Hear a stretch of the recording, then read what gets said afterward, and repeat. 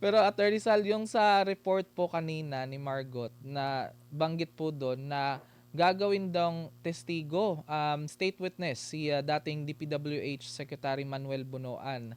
At, yun nga, sinabi nga ni Ombudsman, Boying Remulla na gagawin siyang state witness pero yung mga charges against him ay baka siguro maging lesson or baka mawala. Ano pong komento ninyo doon sa pagiging gagawin siyang state witness, attorney? Una, gawin na, marami siyang sinabi kanina. Yes Sinabi po. niya, di ba nangako siya, in 2 weeks, papile ko na yung kaso kay Villanueva at saka kay Escudero. Oh, in 2 weeks, biglang, ay, medyo hindi namin nagustuhan yung ano, hindi kami kontento doon sa findings ng DOJ Mm. sa pag-iimbestiga.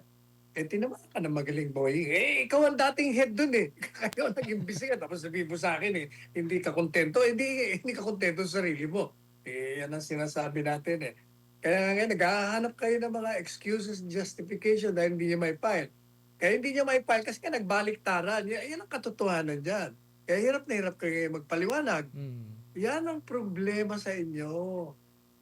Alam niyo kasi, pag masama talaga ang intention, mahihirapan kayong ipakita ang tunay, tunay, tunay na layunin na makatotohanan na totoong kayo'y nag-iisip ng kabutihan sa bayan. Ang nakikita yung kasamaan ninyo eh. Mm. Kaya hirap na hirap kayo. O tingnan nyo, si Bunoan, sinasabi ninyo na isa sa mga nagnakaw ng pera ng bayan. Tapos ngayon gagawin mo testigo. Mm.